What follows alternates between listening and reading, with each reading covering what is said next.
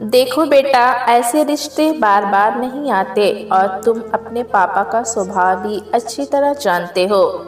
उन्होंने अगर रिश्ते को मंजूरी दे दी है तो बस अब उनकी बात टल नहीं सकती। संजीव की माँ अपने इकलौते बेटे को समझाते हुए बोली, मगर माँ तुम समझती क्यों नहीं? मैं निकहत को नहीं छोड़ सकता। वो मुझसे बहुत प्यार करती है। तो ठीक है, तू घर आ रही लक्ष्मी को ठुकरा दे, बंद कर दे अपने भाग्य के दरवाजे, करोड़ों की जायदाद छोड़ दे, बंगला, गाड़ी, फार्म हाउस और इतना बड़ा लगा लगाया बिजनेस जो तुझे मिलने वाला है उसे भी छोड़ दे। ना कर दे इस रिश्ते को और हमें भी छोड़ दे। रजनी देवी की आवाज में तेजी आ गई। हम दोनों बूढ़े बुढ़िया सोच लेंगे कि हमारी कोई औलाद ही नहीं हुई। रजनी देवी झटके से उठ खड़ी हुई। माँ, संजीव ने बेचारगी से माँ का हाथ थाम लिया। रजनी देवी ठिठक गई। उन्होंने एक नज़र अपने लाडले बेटे की तरफ देखा और फिर उसका सिर सहलाते हुए ममता भरे शब्दों में बोली, मैं जानती हूँ तू अपने माँ बाप का दिल नहीं तोड़ेगा, और फिर ऐसा है ही क्या उस लड़की में जो तू, और सबसे बड़ी बात तो ये है कि किसी और धर्म की लड़की से तेरी शादी करा के हम अपनी बिरादरी में क्या मुंह दिखाएंगे? ये सोचा है तूने? माँ, निकात को सिर्फ मेरा ही सहारा है। मेरे सिवा उसका दुख दर्द बांटने वाला कोई भी नहीं है। वो मुझसे बहुत प्यार करती है। संजीव माँ को कुर्सी पर वापस बिठाते हुए अपने एक एक शब्द पर जोर देता हुआ बोला, बेटा तू सिर्फ एक नज़र मोनिका को देख ले, तेरे सिर से निकात का भूत उतर जाएगा। रही सहारा देने की बात, तो ऐसा कर तू हर महीने उसे कुछ रुपए भिजवा दिया करना। मोनिका से तेरी शादी के बाद हमारे पास लक्ष्मी की कमी नहीं होगी। रजनी देवी बेटे को राजी करवाने पर तुली हुई थी। मोनिका का नाम लेने भर से उसकी आंखों में एक अनोखी चमक उभर आई थी। वैसे तो संजीव भी मोनिका की खूबसूरती से बेखबर नहीं था। अभी 6 महीने पहले ही एक बिजनेस इवेंट में मोनिका से उसकी मुलाकात हुई थी। वो अपने पिता के साथ इस बिजनेस मीट में आई थी। मोनिका के पिता शहर के बहुत बड़े बिजनेसमैन थे और मोनिका उनकी इकलौती और लाडली बेहद खूबसूरत बेटी थी। एक पल को तो संजीव उसको देखकर ठगा सा रह गया था। उसकी सुंदरता की चकाचौंध में लड़खड़ा गया था, मगर अगले ही पल अपनी हैसियत और निकहत के ख्याल ने उसे संभाल लिया। उसने अपने आप को एक मोटी सी गाली दी और फिर अपने दोस्तों के साथ बातों में लग गया। बिजनेस मीट और डिनर खत्म होते होते उसे महसूस होने लगा था कि यहाँ मोनिका के हुस्न के सभी दीवाने हो रहे थे, मगर उसकी शोख नजरें बार बार संजीव पर ही आकर टिक रही थी। पार्टी में कई बार उसकी मोनिका से आंखें चार हुई। उसके तेज में उसने खुद को पिघलता हुआ भी महसूस किया। उस पार्टी में मोनिका ने उसके दिलो दिमाग पर अपनी छाप छोड़ दी थी, मगर उस दिन के बाद फिर कभी उससे मुलाकात नहीं हुई। वो इस बात को लगभग भूल चुका था कि 6 महीने बाद अचानक सेठ राज नारायण के घर से उसके लिए मोनिका का रिश्ता आ गया। सेठ राज नारायण का अनेक शहरों में करोड़ों का कारोबार फैला हुआ था। कॉमेस्टिक मार्केट में वो बहुत बड़े नामी थे।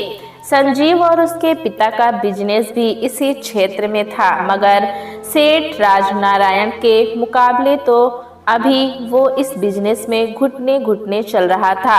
बड़े मंदिर के पांडे जी जब मोनिका का रिश्ता लेकर संजीव के घर आए तो उसके माता पिता मारी खुशी के जैसे बौरा ही गए। मानो बिल्ली के भाग से छीका टूटा। माँ तो बेटे की किस्मत पर बलिहारी जाती, बार बार उसकी नजरें उतारती। यकीन ही ना होता कि शहर के इतने बड़े आदमी ने उनके संजीव को अपना दामाद के रूप में चुना है। सेठ राजनारायण का करोड़ों का कारोबार था, इतना बड़ा नाम, इतनी शानो शौकत थी। मोनिका उनकी इकलौती लड़की थी, इसलिए ये भी तय था कि सेठ जी की मृत्यु के बाद उनके करोड़ों के कारोबार का मालिक संजीव ही होगा। ये तमाम बातें सोच सोच कर संजीव के माता पिता बावले होते जाते थे। संजीव के पिता ने तो पांडे जी को रिश्ते के लिए तुरंत हाँ कह दी थी। बेटे के प्रेम कलापों की जानकारी उन्हें नहीं थी। ये बात तो सिर्फ रजनी देवी जानती थी कि उनके लाडले पुत्र को प्रेम का बुखार लग गया है, मगर उन्हें विश्वास था कि दौलत की खुराक मिलते ही ये बुखार जल्द ही उतर जाएगा। शायद इसी भावना के वशीभूत वो बेटे को समझाने और राजी करवाने पर तुली हुई थी। तू अच्छी तरह सोच ले, तेरे पापा को पता चला कि तू किसी गैर धर्म की लड़की से शादी की बात सोच रहा है तो नौबत मरने मराने की भी आ सकती है। तू तो जानता ही है अपने पापा का गुस्सा। रजनी देवी चिंतित सी होती हुई बोली, और फिर तू ही सोच, करोड़ों की बात है। लक्ष्मी किसी के दरवाजे पर बार बार तो दस्तक देती नहीं है। वो तो ठीक है माँ, मगर मैं निकहत को क्या जवाब दूंगा? वो बड़ी असमंजस की स्थिति में था। दौलत ने अपना रंग दिखाना शुरू कर दिया था। रजनी देवी मन ही मन मुस्कुरा उठी। उनकी बातों का असर बेटे पर दिखाई देने लगा था। तू उसकी चिंता मत कर, उसको जमाने की ऊंच नीच उसके बिरादरी वाले समझा देंगे। बस अब तू उससे मिलना जुलना बंद कर दे। रजनी देवी कहते कहते उठ खड़ी हुई। संजीव बैठा बैठा सोचता रहा कि कल वो निकहत को क्या बोलेगा, आगे न मिलने का क्या बहाना बनाएगा। उसे कुछ समझ में नहीं आ रहा था। एक ओर निकहत थी और दूसरी ओर करोड़ों का साम्राज्य, उसके माँ बाप की ख्वाहिशें, मोनिका की खूबसूरती जो अब उसे निकहत के प्यार से ज्यादा अनमोल नजर आ रही थी। निकहत एक मध्यवर्गीय परिवार की सीधी सरल लड़की थी। उसके मासूम मगर खूबसूरत चेहरे पर दो बड़ी बड़ी सम्मोहित कर देने वाली आंखें, उसकी मधुर कोमल और झंकृत आवाज जैसे वीणा के स्वर बज उठे हो। संजीव से पहली बार उसकी मुलाकात प्रेम भाई के स्टूडियो में हुई थी। प्रेम भाई संजीव के दोस्तों में से थे। उस रोज निकहत स्टूडियो में एक गाने की रिकॉर्डिंग के लिए आई हुई थी। जब संजीव भी किसी काम से प्रेम भाई से मिलने पहुंचा, स्टूडियो के शीशे के पार मिक्सिंग रूम में बैठे संजीव ने जब निकहत को गाते हुए सुना तो उसका दीवाना हो गया। गीत खुद निकहत का लिखा हुआ था। वो बड़ी देर तक स्टूडियो में बैठा उसके गीत के बोलों और उसकी आवाज़ के माधुर्य में खोया रहा। कितनी वेदना थी उसके गीत में। ले चली मुझे मेरी जिंदगी कहाँ, रास्ते हैं गुम मंजिल धुआं धुआं। और अचानक ही निकहत के साथ उसकी जिंदगी एक अनजाने सफर पर चल पड़ी, जिसकी मंजिल का पता दूर दूर तक नहीं था। निकहत अपनी आवाज़ के सहारे अपनी अपंग विधवा माँ और छोटे भाई का पेट पाल रही थी।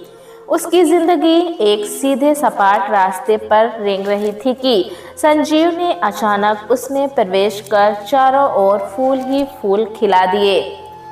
पहले प्यार का स्पर्श निकहत ने दिल की गहराइयों से महसूस किया था।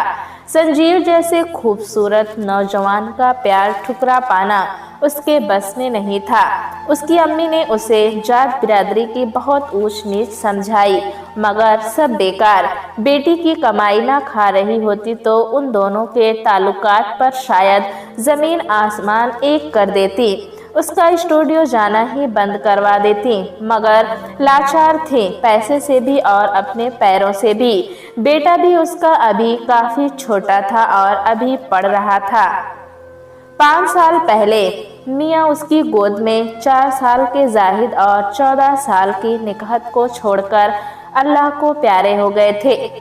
2 कमरों के एक छोटे से घर के अलावा और कोई धन दौलत नहीं थी। मियाँ जिस प्राइवेट स्कूल में मामूली तनख्वाह पर उर्दू के टीचर थे, उसी में निकहत फ्री में पढ़ रही थी। बाप के मरने के बाद उसने बड़ी मुश्किल से अपनी पढ़ाई पूरी की थी। हाँ, उसका गला बेहद सुरीला था, तो स्कूल टाइम से ही कभी रेडियो तो कभी टीवी के छोटे छोटे प्रोग्राम मिलते रहते थे। इसी से घर का खर्च और छोटे भाई की पढ़ाई का खर्च निकल रहा था। शाम के वक्त वो ट्यूशन क्लास चलाती थी। संजीव से मुलाकात के बाद निकहत की जिंदगी को जैसे खुशियों की संजीवनी मिल गई थी। वो हर वक्त फूलों की तरह हंसती मुस्कुराती रहती थी। उसका सौंदर्य भी निखर आया था। अम्मी ने भी अब उसे समझाना छोड़ दिया था। उसके मुंह से तो सदा यही निकलता, जाने क्या लिखा है इसकी तकदीर में। हालांकि संजीव को वो भी पसंद करती थी। खूबसूरत, जवान, पढ़ा लिखा और बहुत बड़े व्यापारी का न सही मगर था तो व्यापारी का बेटा। पैसे की कमी नहीं थी। अगर कहीं वो अपनी ही बिरादरी का होता तो निकहत की अम्मी तो ऐसे रिश्ते पर वारी वारी जाती। ऐसा दामाद तो उन्हें चिराग लेकर ढूंढने से भी ना मिलता।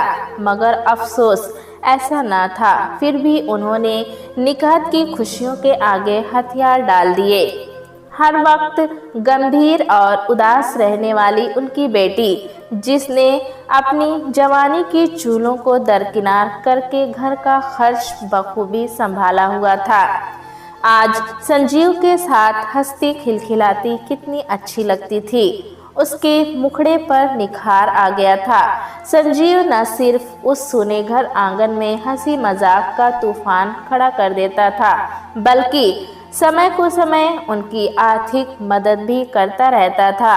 और यही वजह थी कि अम्मी के मुंह पर ताले पड़ गए थे और निकहत संजीव को अपना मसीहा मान बैठी थी।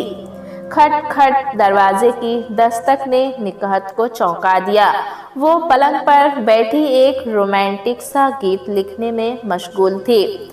दरवाजे पर संजीव के होने के ख्याल से उसका दिल उछलने लगा। वो लगभग भागती हुई सी दरवाजे तक पहुंची।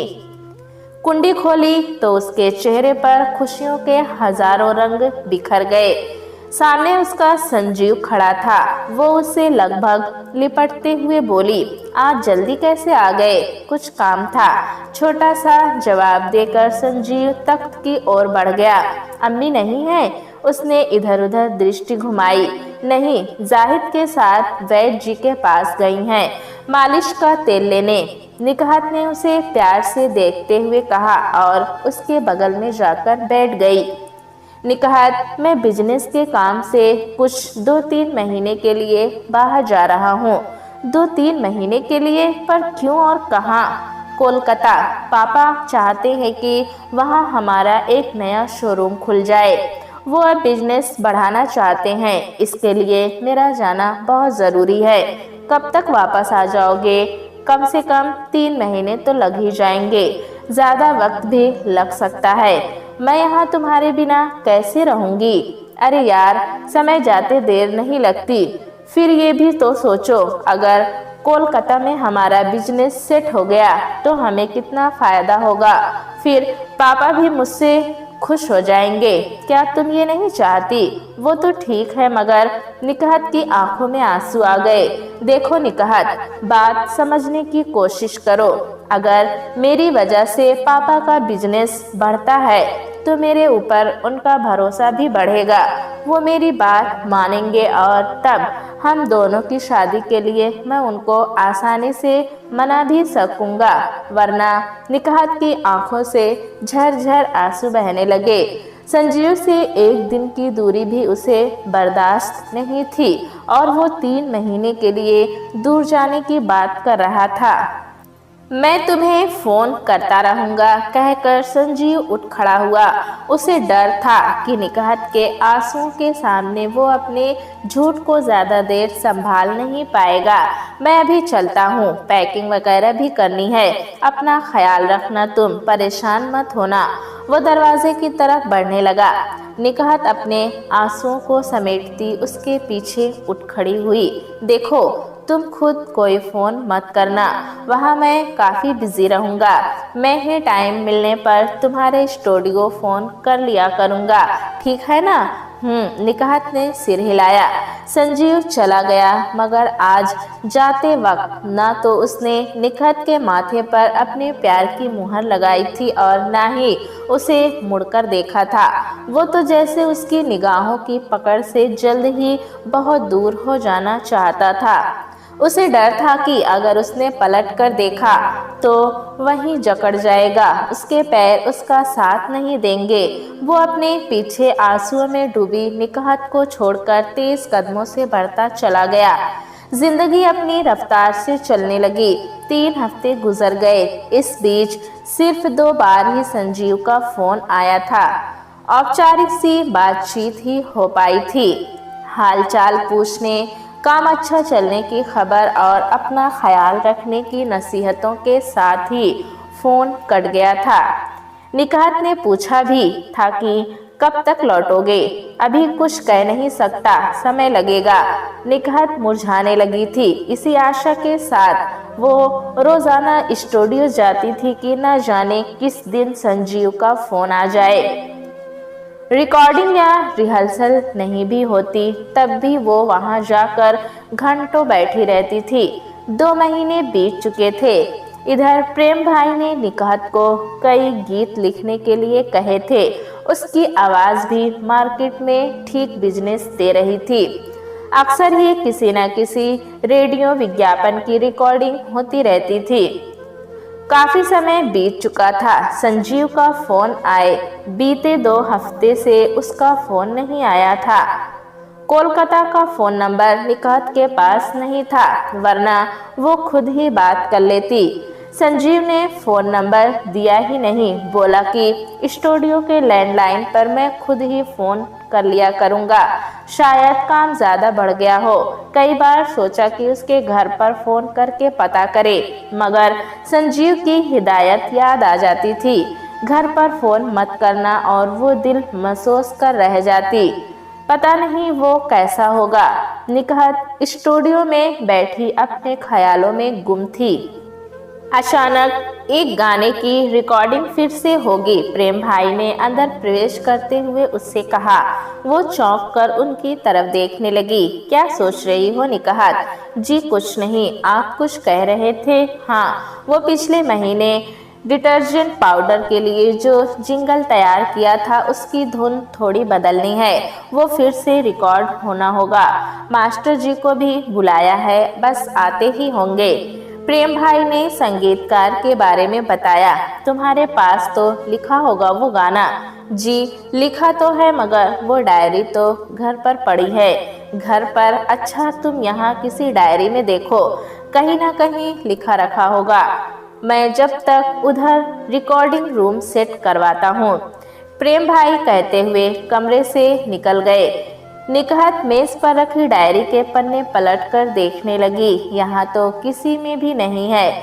वो बड़बड़ाई, शायद दराज के अंदर रखी डायरियों में मिले। सोचते हुए उसने प्रेम भाई की मेज वाली दराज बाहर खींची। पहली डायरी खोलते ही एक कार्ड जमीन पर गिर पड़ा। निकहत ने उसे झुककर उठाया। मेज पर डालने ही वाली थी कि उस पर संजीव का नाम पढ़ते ही चौंक पड़ी। उसने जल्दी से कार्ड खोला। संजीव वेट्स मोनिका। पढ़ते ही उसका दिल जोर जोर से धड़कने लगा। कार्ड पर संजीव के घर का पता लिखा था और शादी की तारीख पिछले महीने की थी। उसकी आंखों के आगे अंधेरा सा छा गया। खड़ा ना रहा गया उससे। वो धड़ाम से कुर्सी पर गिर पड़ी। उसे लगा जैसे सारे जिस्म की ताकत किसी ने निचोड़ ली हो। ना जाने कितनी देर तक वो सन्नाटे में बैठी रही। अचानक दरवाजा खुला। निकहत गाना मिल गया पूछते हुए प्रेम भाई अंदर आए तो निकहत की हालत देखकर उनके होश उड़ गए। वो उसकी ओर बढ़े और उसके कपकपाते हाथों में संजीव की शादी का कार्ड देखकर पलक झपकते ही सब कुछ समझ गए। उन्हें समझ में नहीं आ रहा था कि वो उससे क्या कहें। संजीव ने उन्हें निकहत को कुछ न बताने की कसम दी थी। उन्हें खुद संजीव की यह हरकत बड़ी नागवार गुजरी थी, मगर वो कुछ भी नहीं कर पाए। संजीव ने अपनी दोस्ती का वास्ता देकर उन्हें अपनी मजबूरी कुछ इस ढंग से समझा दी थी कि वो खामोश होकर रह गए थे।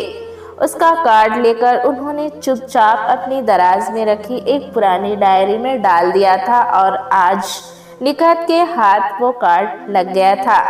उन्हें समझ में नहीं आया कि वो निकहत को किस तरह सांत्वना दे। उसकी आंखों से झरझर आंसू बह रहे थे और वो सूनी सूनी नजरों से प्रेम भाई को ताक रही थी। प्रेम भाई ने आगे बढ़कर अपना हाथ उसके कंधों पर टिका दिया। निकहत, मैं तुम्हें सब कुछ, वो हकलाते हुए बोले और बस निकहत फट पड़ी। वो दहाड़े मार मार कर रोने लगी। प्रेम भाई बौखला उठे। निकहत, अपने आप को संभालो निकहत, आपने मुझे बताया क्यों नहीं? प्रेम भाई, उसने बुरी तरह रोते हुए पूछा। आपको तो मैं अपने बड़े भाई की जगह समझती थी, मगर आपने भी, आपको सब कुछ पता था, है ना? वो फपक रही थी। निकहत, उन्होंने उसका कंधा थपथपाते हुए उसे चुप कराने की कोशिश की। निकहत, तुम नहीं जानती मैंने उसे समझाने की कितनी कोशिश की, मगर उस पर तो दौलत का नशा सवार था। अगर उसे तुम्हारे प्यार की जरा भी कदर होती तो वो ये काम हरगिज नहीं करता। वो तो सिर्फ तुमसे अपना दिल बहला रहा था, व्यापार कर रहा था, प्यार का व्यापार। प्रेम भाई की आवाज कर्कश हो गई। देखो निकहत, अब जो हुआ है उसे भूल जाओ, वो तुम्हारे काबिल नहीं था। कैसे भूल जाऊं प्रेम भाई? कितना आसान है आपके लिए ये बात कह देना कि भूल जाओ। कैसे भूल जाऊं? आप ही बताइए, कैसे भूल जाऊं उसे? निकहत की हालत पागलों जैसी हो गई थी। प्रेम भाई निरुत्तर हो गए। वो आगे बढ़े और मेज पर रखे गिलास में पानी उड़ेलकर उसकी ओर बढ़ाया। निकहत ने कपकपाते हाथों से गिलास लेकर अपने होठों से लगा लिया, मगर अभी भी वो बुरी तरह सिसक रही थी। उसके प्रेम की बगिया को उसका ही माली उजाड़ गया था।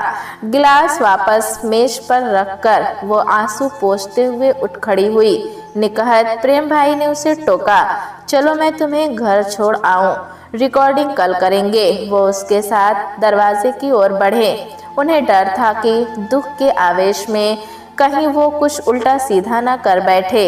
नहीं प्रेम भाई, मैं अकेली ही जाऊंगी, रिकॉर्डिंग कल की रख लीजिए, कहकर वो तेजी के साथ दरवाजे से निकल गई। उसके दिलो दिमाग में एक सन्नाटा सा छाया हुआ था। उसे यकीन नहीं हो रहा था कि उसका संजीव उसके साथ ऐसा भी कर सकता है। टैक्सी लेकर वो सीधे उसके घर की ओर चल दी। संजीव के घर के दरवाजे पर पहुंचकर निकहत ने धड़कते दिल से कॉल बेल पर उंगली रखी। थोड़ी ही देर में एक नौकर ने दरवाज़ा खोला। जी मेम साहब, उसने निकहत को प्रश्नात्मक दृष्टि से देखा। मुझे संजीव से मिलना है। जी, वो तो अपनी नई वाली कोठी में है। नई वाली कोठी में? क्या तुम वहाँ का पता बता सकते हो? जी हाँ, तिलक रोड पर 3 नंबर की सफ़ेद रंग की कोठी है। ठीक है, संक्षिप्त सा उत्तर देकर वो पलट पड़ी।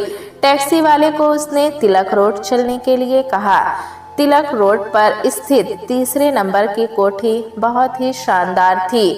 गेट पर खड़े गार्ड ने जब निकहत को गेट की तरफ आते हुए देखा तो सावधान की मुद्रा में खड़ा हो गया। किससे मिलना है मेम साहब? क्या संजीव यहीं रहते हैं? जी हाँ, संजीव साहब का ही बंगला है। मुझे उनसे मिलना है। आप अपना विजिटिंग कार्ड दे दीजिए, मैं अंदर पहुंचाए देता हूँ। नहीं, कार्ड तो नहीं है। तुम उनको बता दो कि निकहत मिलना चाहती है, वो समझ जाएंगे। जी, आप यहीं ठहरे, मैं अंदर पूछता हूँ, कहकर गार्ड अंदर की तरफ चला गया। निकहत बेचैनी से गेट के पास ही इधर उधर टहलने लगी। उसके ऊपर हर लम्हा जैसे भारी होता जा रहा था। आंखों में बार बार आंसू उमड़ रहे थे। जो कुछ हो चुका था उस पर विश्वास कर पाना उसके लिए असंभव हो रहा था। काश कि ये मेरा संजीव ना हो, वो अपने मन को फरेब देने लगी। चंद मिनटों बाद उसने दूर से गार्ड को अपनी तरफ आते देखा। आइए मेम साहब। साहब ने ड्राइंग रूम में बैठने को बोला है। वो गेट खोलकर निकहत को साथ लिए अंदर की ओर चल दिया। निकहत बोझिल कदमों से अंदर की ओर बढ़ रही थी। विशाल ड्राइंग रूम में प्रवेश करते हुए उसका दिल बुरी तरह धड़क रहा था। ड्राइंग रूम खाली था। कमरे का जायजा लेते हुए उसकी नजरें दीवार पर टंग गई, जहां संजीव और उसकी पत्नी की शादी की बड़ी सी तस्वीर एक सुंदर से फ्रेम में जड़ी टंगी हुई थी। उसकी नजरें उस तस्वीर पर चिपक कर रह गईं। यस, अचानक एक जानी पहचानी आवाज ने उसे चौंका दिया। वो झटके से पलटी। सामने संजीव एक कीमती रेशमी गाउन पहने खड़ा था। निकहत उसे एकटक देखती रह गई। मुंह से कोई बोल नहीं फूटा और दिल उसने तो जैसे धड़कना ही बंद कर दिया। कहिए, मैं आपके लिए क्या कर सकता हूँ? संजीव, मैं निकहत हूँ। वो उसके अजनबीपन से घबरा उठी। जानता हूँ, कैसे आना हुआ? संजीव ने मेज पर झुककर हाथ में पकड़ी सिगरेट एस्ट्रे में बुझाते हुए पूछा। बेरुखी की स्पष्ट झलक उसके चेहरे पर प्रकट हो रही थी। निकहत सकते की हालत में थी। उसको संजीव से ऐसे व्यवहार की कतई कोई उम्मीद नहीं थी। संजीव, क्या तुमने शादी? देखो निकहत, अब तुम यहाँ तक आ पहुँची हो तो तुम्हें ये बात भी अच्छी तरह पता होगी। वो बड़ी ढिठाई से बोला, तो क्या जो कुछ तुमने मेरे साथ किया वो सिर्फ एक खेल था? देखो निकहत, प्यार और शादी में बड़ा फर्क होता है।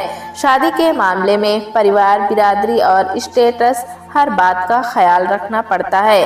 तुमने प्यार करते वक्त इन बातों को क्यों नहीं सोचा था संजीव? तुम मुझसे झूठ बोल कर गए। तुमने मुझे धोखे में रखा। देखो, अब जो हुआ उसे खत्म करो। हमारी तुम्हारी शादी किसी कीमत पर नहीं हो सकती थी निकहत। मैं अपने परिवार वालों की मर्जी के बाहर नहीं जा सकता था। शादी ब्याह हमेशा बराबर वालों में ही होता है। रही बात प्यार की, तो मैं उसकी कीमत चुकाने को तैयार हूँ। तुम्हें जितनी भी आर्थिक मदद की जरूरत हो मुझसे कह सकती हो। संजीव, निकहत की चीख कमरे में गूंज गई।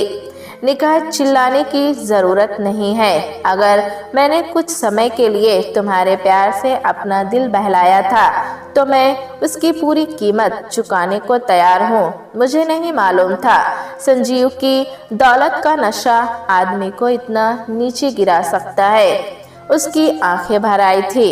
अगर प्यार तुम्हारे लिए सिर्फ दिल बहलाने की चीज है तो आज के बाद इस बात को मैं हमेशा याद रखूंगी।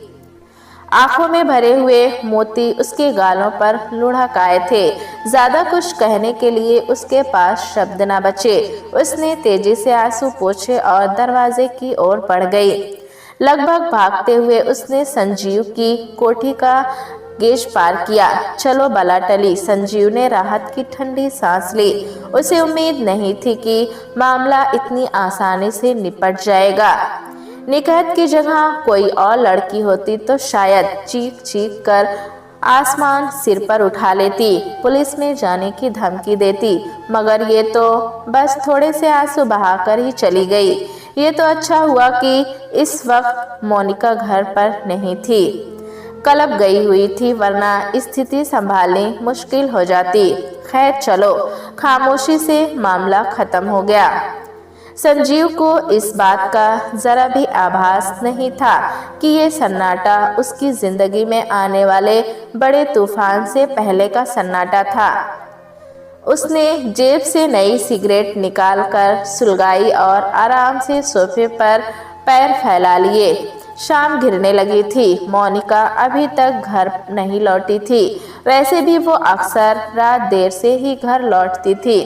कभी क्लब, कभी पार्टी, तो कभी किसी दोस्त के घर पर डिनर उसके लिए रोजमर्रा की बात थी। अक्सर संजीव उसके साथ होता था, मगर पार्टी इत्यादि में जब वो संजीव को छोड़कर बेतकल्लुफी से अपने दोस्तों की बाहों में लिपटी डांस फ्लोर पर थिरक रही होती तो संजीव को बहुत बुरा लगता था। शुरू शुरू में उसने दबी जुबान में उसे टोका भी था, मगर मोनिका ने सबके सामने उस पर बैकवर्ड और स्टूपिड जैसे शब्द न्यौछावर कर दिए तो वो चुप लगा गया। इतनी कीमती बीवी को वो किसी कीमत पर नाराज नहीं कर सकता था। धीरे धीरे वो क्लब और देर रात पार्टियों से कटने लगा था।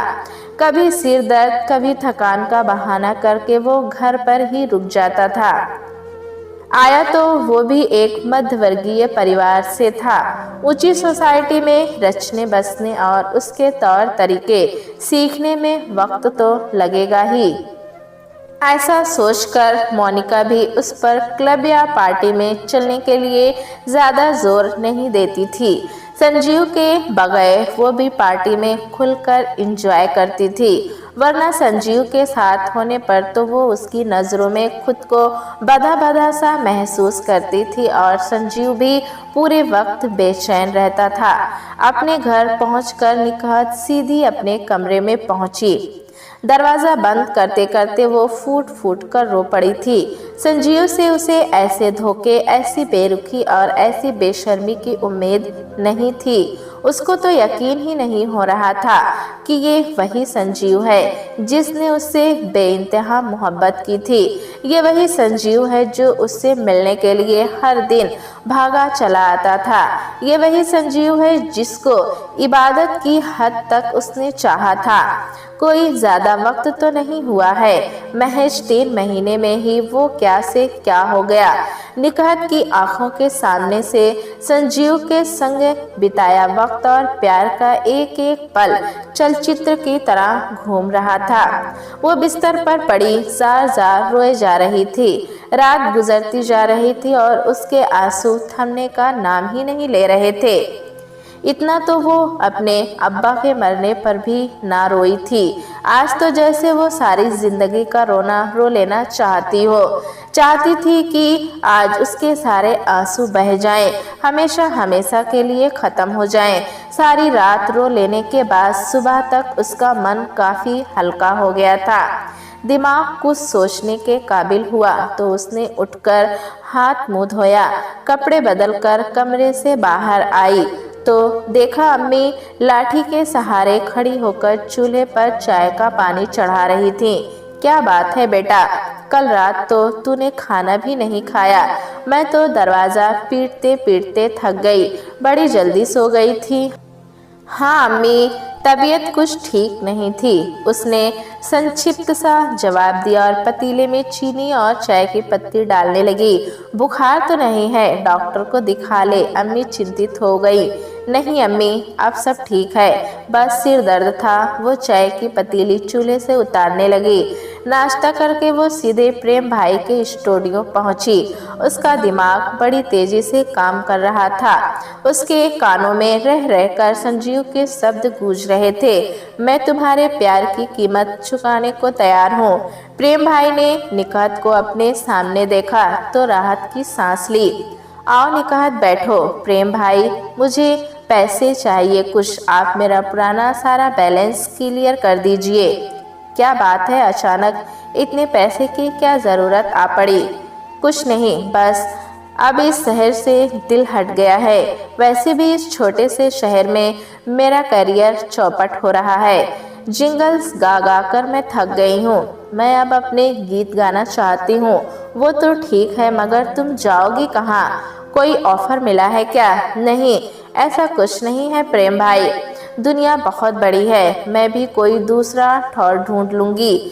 आप बस मेरा हिसाब बना दीजिए। ठीक है, मैं भी तुम्हें नहीं रोकना चाहता।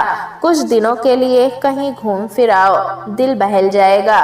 कहकर उन्होंने अपनी डायरी निकाली और निकहत का हिसाब देखने लगे। निकहत, मैं शाम तक तुम्हें रुपया भिजवा दूंगा, बैंक जाना पड़ेगा ना? उन्होंने जवाब दिया। ठीक है प्रेम भाई, मैं घर पर ही मिलूंगी। अच्छा, आदाब। वो घर लौट आई। प्रेम भाई ने उसे रोका नहीं, वो उसके दिल का हाल समझ रहे थे। अधूरे पड़े जिंगल का जिक्र भी उन्होंने नहीं किया। सोचा कुछ दिन बाहर घूमकर जब वो लौट आएगी तब पूरा कर लेंगे। प्रेम भाई के स्टूडियो से घर पहुंचते ही निकहत ने घोषणा की, मम्मी अब हम इस शहर में नहीं रहेंगे। क्या? फिर कहाँ रहेंगे? जाहिद भी अपनी किताबों से सिर उठाकर बहन की तरफ ताकने लगा। हाँ अम्मी, अब हम किसी दूसरे शहर में रहेंगे। किसी बड़े शहर में। पागल हो गई है क्या? अच्छा भला तो शहर है। अम्मी, तुम समझती क्यों नहीं? यहाँ मेरे लिए तरक्की का कोई चांस नहीं है। क्या तुम चाहती हो कि तुम्हारी बेटी बस इन छोटे मोटे कार्यक्रमों के पीछे भागती रहे? नहीं अम्मी नहीं, मुझे आगे बढ़ना है, बहुत आगे जाना है।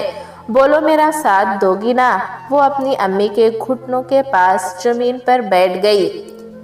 अम्मी प्यार से उसके सिर पर हाथ फेरते हुए बोली, वो तो ठीक है बेटा, मैं तेरे रास्ते में रुकावट क्यों बनने लगी? तेरी ही मेहनत से तो घर चल रहा है। हाँ मगर पता भी तो चले कहाँ जाना है। मुंबई। मुंबई? जाहिद खुशी से चहकते हुए बोला, अप्पी क्या सचमुच हम लोग मुंबई में रहेंगे? वो तो बड़े बड़े हीरो भी मिलेंगे है ना वहाँ? हाँ जाहिद, हम सब मुंबई चलेंगे। वहाँ बड़े स्टूडियो हैं, बड़े बड़े हीरो हैं, बड़ा काम है वहाँ। अम्मी के पैरों का इलाज भी बड़े अस्पताल में करवाएंगे। बस 2-3 दिनों में मैं पैसों का सारा इंतजाम कर लूंगी। बस अगले हफ्ते चलते हैं। अम्मी अपनी बेटी की बातों पर हैरान थी। इतनी जल्दी ऐसे कैसे सब कुछ छोड़कर चल देंगे? इसे अचानक क्या हो गया? और वो संजीव लौटेगा तो? अरे मारो गोली संजीव को। संजीव जैसे तेरी बेटी को हजारों मिल जाएंगे अम्मी, बस पैसे आने दो। पैसों से दुनिया खरीदी जा सकती है। संजीव जैसों की तो लाइन लग जाएगी। अब इतनी घटिया किस्मत भी नहीं है तेरी निकहत की, उसने हंसते हुए जवाब दिया और अपने कमरे की ओर बढ़ गई। जाहिद अपने सवालों और जिज्ञासाओं की पोटली लिए उसके पीछे पीछे उसके कमरे में पहुंच गया। बेचारी अम्मी अपनी जगह सन्न बैठी रह गई। क्या ये वही निकहत है? उन्हें यकीन नहीं हो रहा था। अचानक इसे हुआ क्या है? कल तक तो ये संजीव के लिए जान देने पर तुल जाती थी और आज ऐसी बातें कर रही है। लगता है उससे झगड़ा करके आई है। चलो अच्छा ही है, उससे नाता तोड़ ले तो बिरादरी में अपनी इज्जत बच जाएगी। इसे अकल आ जाए तो अपने वहाँ लड़कों की कमी थोड़ी ही है, एक से एक पड़े हैं, मगर ये तो संजीव के पीछे ही दीवानी है। एक हफ्ते में निकहत ने पूरे घर का जरूरी सामान समेट कर पैक कर लिया। प्रेम भाई के अधूरे पड़े जिंगल्स भी पूरे कर दिए और उनसे मुंबई की कुछ बड़ी म्यूजिक कंपनियों और म्यूजिक डायरेक्टर्स के नाम पते भी इकट्ठा कर लिए थे। अम्मी उसके इस फैसले और जल्दबाजी से बहुत परेशान थी और खुश भी।